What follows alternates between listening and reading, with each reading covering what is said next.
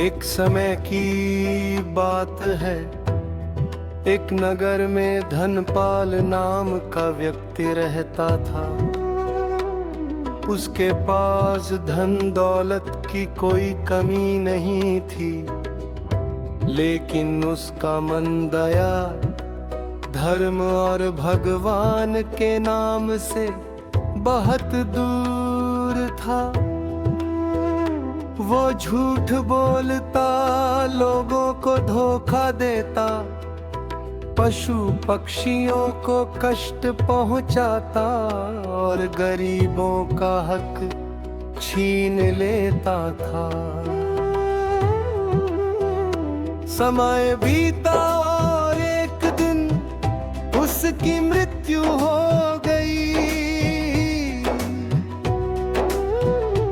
कहते हैं कि मृत्यु के बाद यमदूत उसकी आत्मा को यमलोक ले गए। वहां धर्मराज ने उसके जीवन का पूरा लेखा जोखा देखा। उसके अच्छे कर्म बहुत कम थे और बुरे कर्म अधिक।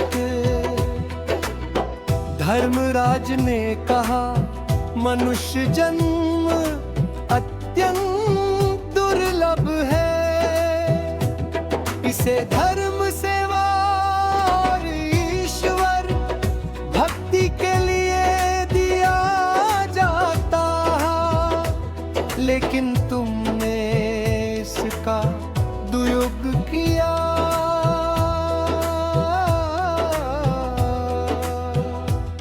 इसलिए अब तुम्हें अपने कर्मों का फल भोगना होगा। गरुड़ पुराण में वर्णन मिलता है कि जीव अपने कर्मों के अनुसार विभिन्न योनियों में जन्म ले सकता है। सबसे पहले धनपाल का जन्म एक कुत्ते के रूप में हुआ। उसे भूख, अपमान और कठिन जीवन का सामना करना पड़ा।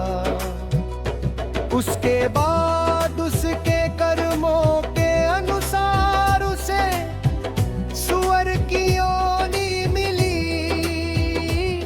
जहां उसे गंदगी में जीवन बिताना पड़ा। फिर उसे एक गिद्ध के रूप में जन्म मिला, जहां भोजन के लिए उसे भटकना पड़ता था। अनेक जन्मों तक अपने कर्मों का फल भोगने के बाद जब उसके पाप क्षीण होने लगे, तब उसे फिर से मनुष्य जन्म प्राप्त हुआ। इस बार उसका जीवन पहले से बिल्कुल अलग था। बचपन से ही उसका मन भगवान के नाम। सब समय दया और सेवा में लगने लगा। उसने समझ लिया कि मनुष्य जीवन केवल भोग के लिए नहीं, बल्कि आत्मा के कल्याण के लिए मिला। उसने गरीबों की सहायता की, सत्य का पालन किया। किसी भी जीव को कष्ट नहीं दिया और प्रतिदिन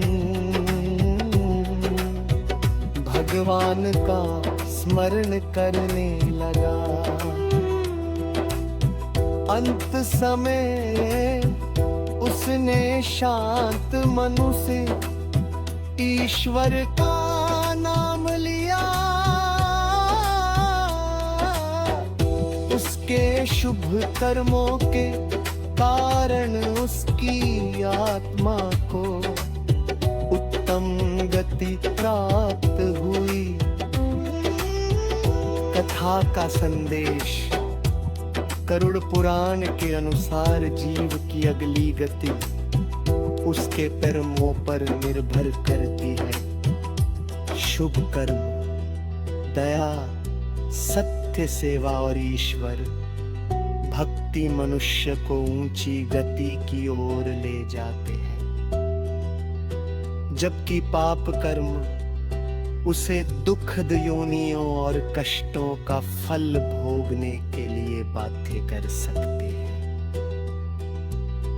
इसलिए मनुष्य जीवन का सदुपयोग धर्म और सदाचार